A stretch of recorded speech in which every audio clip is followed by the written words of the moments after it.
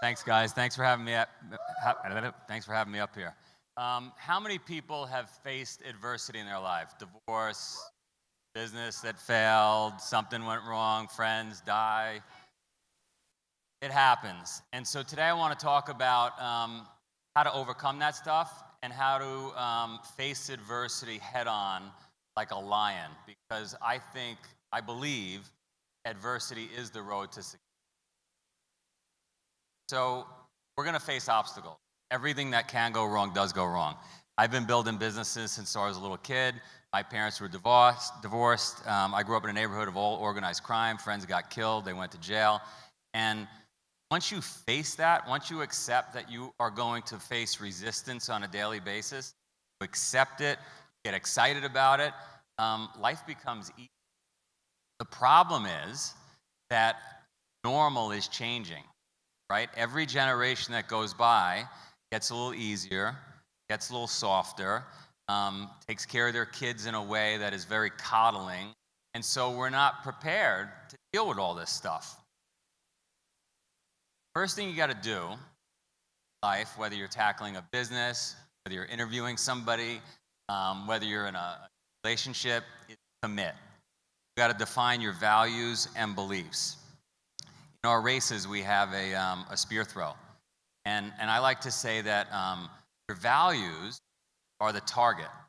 Like, I want to be the healthiest guy ever, or I want to be a family man, or whatever it is. You're going to define yourself with your values. Your beliefs are the spear, and if they don't line up, you're not going to hit your target. What do I mean by that?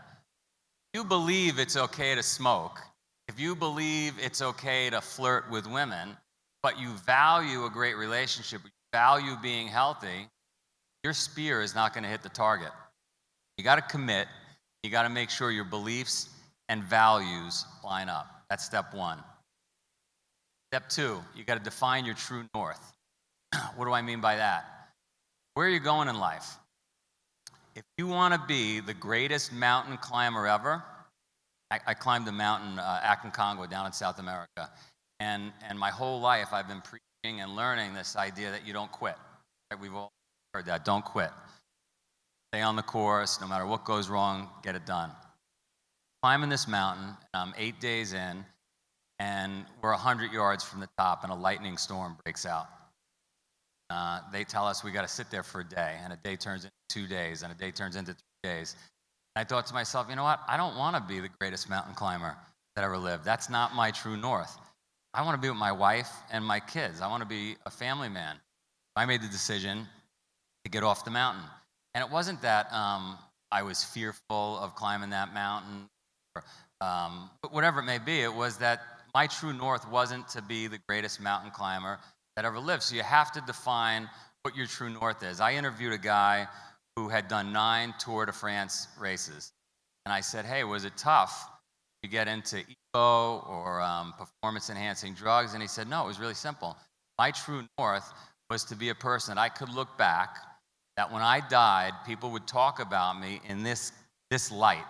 And so when the opportunity came in to take the drugs, it was really simple to give the answer that, no, I'm not, that's not my true north. You got to commit. You got to define your true north, and that's going to guide you in life. This is what I was talking about before. Normal is changing, right? Years ago, we had lots of grit and determination, and we had very low expectations.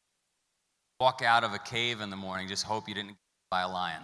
Just wanted the sun to rise. Today, heard this before from comedians, if there's not Wi-Fi in an airplane, flipping out. Right? Here's a better slide that explains that. Look, 100, 200 years ago, huge tolerance for pain, very low expectations. Today, massive expectations. Got to have Wi-Fi on the plane, got to have peanuts, all the things you want, and low tolerance. I was on a flight. I live in Japan now. My secretary screwed things up, and I got a secretary. See how soft I'm getting? And she puts me on a flight that takes double the time that it should. It was a 13-hour flight. I ended up flying for 26 hours. I went through Hong Kong. It was an absolute disaster. But I couldn't get upset because I kept thinking, 100 years ago, I would be on a boat. boat would take 100 days. 10% of the people would die. Sharks changed their migratory patterns. They follow the boats because so many people were getting thrown overboard because they were sick and dying.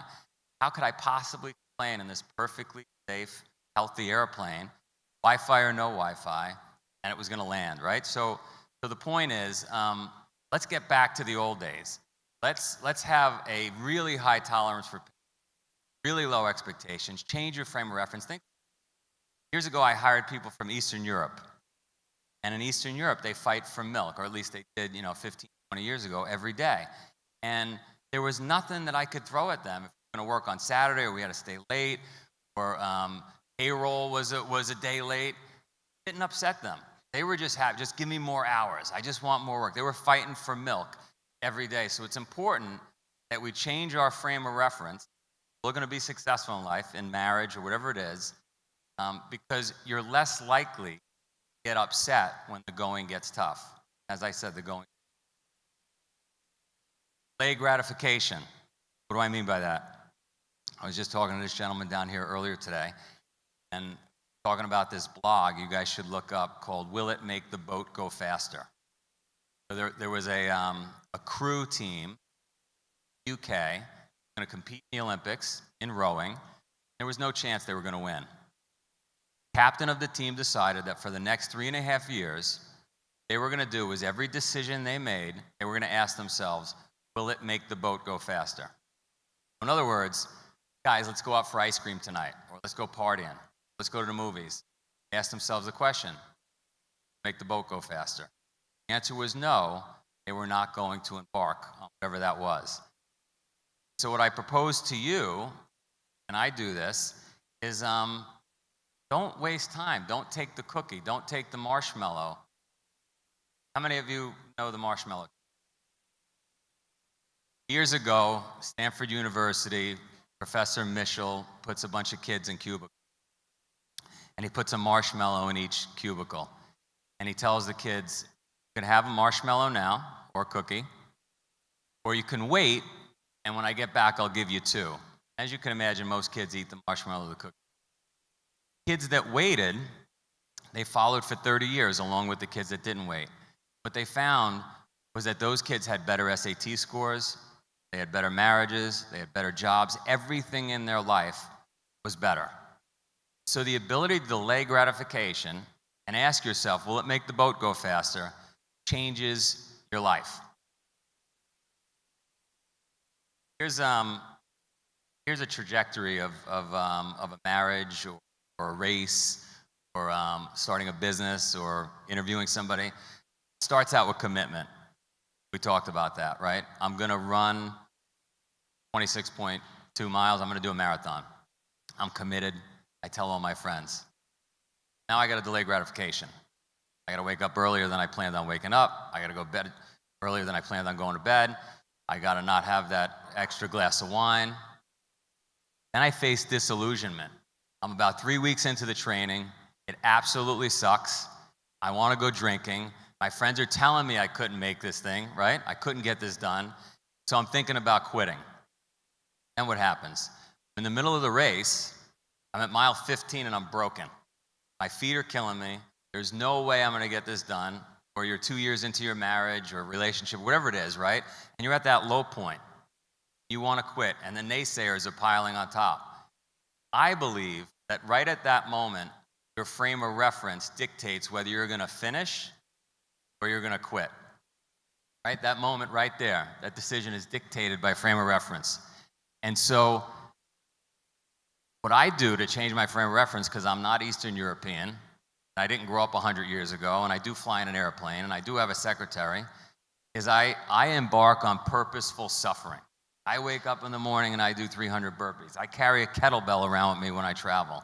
I do things that suck. I take cold showers because I want to get myself closer to a place where what it was like, 100 years ago. So that when I hit those low points, which we all hit, because I asked you, you raised your hand, I'm most likely not going to quit. I'm going to push through. Not done yet, not done yet, not done yet. You guys are looking to get rid of me, hang on. Here's Amanda Sullivan. She's done, I don't know, 30 or 40 of our races. You know Amanda? So Amanda's unbelievable, right? She's down doing some great charity work in South America. Comes home on vacation. She gets run over by a car. She ends up in the hospital. She's in the hospital for a month. She comes out of the hospital. She's smiling through the whole thing. She's got an incredible personality. And she's walking out of the hospital. Car runs her over again. Ends up in the hospital for a year. And she comes to grips with this whole thing. And she goes through that whole process we talked about, right? She has a low point. She learns who she is. She learns to delay gratification. And she just learns to live with it. Now done 20 Spartan races. She lifts people up not only on the course, but we put out videos. She is so inspirational. And so, prior to her accidents, right, prior to what I just described, she probably had a really low tolerance for pain. She probably had really high expectations. So I implore everybody here and everybody we talk to and the million people we have doing the races that embark on some purposeful suffering, because this shit does happen. You least expect it, and God forbid anybody get hit by a car. I'm not saying that, but things do go wrong, and so you got to be prepared for the worst. I'll give you my story quick if you guys not throwing me off stage yet. I grew up in Queens. I grew up in Howard Beach. It was the organized crime capital of the world. My neighbor was the head of the Banana organized crime family. He had a couple of daughters. He had no son. He took me in under his wing. He saw my family was having some really tough times. My parents got divorced. And he helped me start a pool business. Before you know it, I had a couple of organized crime customers, and I had some more, and eventually I had 700 customers by the time I graduated college. Pretty big business. And I had met an older guy at school, college, and he begged me to go to Wall Street, to give up that business and get away from all those crazy people. Eventually helped me land a job on Wall Street. Well, as you can imagine, everything that could go wrong did go wrong. I was supposed to sell the pool business, and it didn't end up getting sold. And the organized crime guys that I thought were my good friends and customers ended up taking it and lost a bunch of money on Wall Street, but bounced back. And along the way, I found adventure racing, crazy races. You know the Iditarod? Anybody know the Iditarod, the dog sled race across Alaska? I did that race by foot. 30 below, waist-deep snow, 9 days out there. It was terrible, right? Hit an absolute low point. But that's when I started to learn some of this stuff that I just shared with you, that get back to a place where you just want water and shelter. You're a much more powerful person. You get through anything in life. You don't get upset at the small stuff. Got through adventure racing, moved to Vermont, bought a farm. My wife and I, we have 4 children. My oldest is 10 years old, and we started Spartan Race. Now all the stuff I'm talking to you about, we're doing people around the globe. That's Spartan strength, right? So that's the stuff I'm talking about. If you take anything away from this, it's commit to whatever it is. Commit to relationship. Commit to whatever it is in life. The business, the interview, the traveling around the world for 10 years, as this young gentleman did. Learn to delay gratification. The only thing we have in life is time. Don't waste time. Sure, whatever you're doing is making the boat go faster, whatever that means in your life. Change your frame of reference. Do some burpees. Take a cold shower. Push yourself out of your comfort zone. And I'm just a maniac. Like Sunday night, get to bed early, right? Get your shit organized. Early to bed, early to rise. You know what to do. You guys get this. Anyway, that's my talk.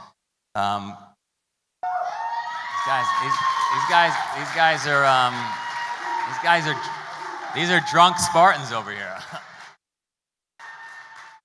We could do a couple of questions if you guys have any questions, because I went too fast. Anything? Make up a question, something. Started the races in Vermont on the farm.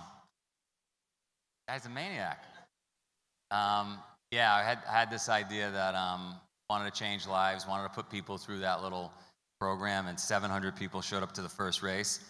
And you could just look out at the crowd that it was life-changing. So it grew from there, race after race after race.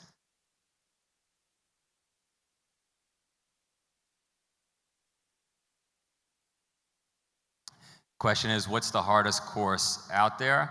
Is probably Vermont.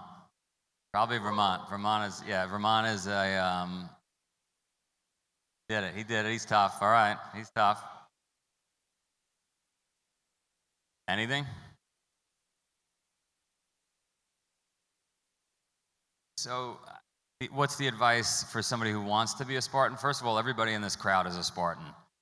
If God forbid, think about this, guys. If God forbid we were on a bus right now and we were going to the Strip, or we were going somewhere, and the bus broke down, get out of the bus, and if you had to, you walk 26 miles to safety. Like, everybody in this room could do much more than you can imagine. We learn helplessness. We no longer take stairs, we take escalators. I was at a big fitness seminar. There must have been 500 trainers at the seminar. There was a staircase and there was an escalator. Every one of the fitness people took the escalator. We learn helplessness, and so you got to get yourself I'm carrying around a kettlebell. That's my new thing. It sucks. It's 44 pounds, but I'm turning life into my workout. Carry this thing around, and so do something. Get yourself out of your comfort zone. Don't turn the air conditioner on. That might be the start. Sweat a little. You're gonna boo me off stage. Air conditioner. We're not shutting the air conditioner off. Crazy? Guy's nuts.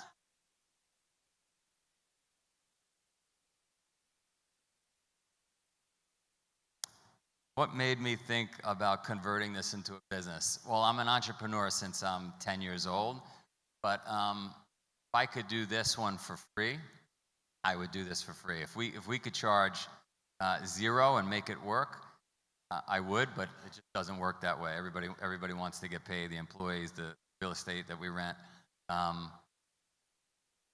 It's awesome when you're doing something in life that's purposeful. Pool business wasn't really purposeful. Wall Street wasn't really purposeful. Kind of felt cool having a farm in Vermont, but this is fucking awesome. I mean, this is awesome. So.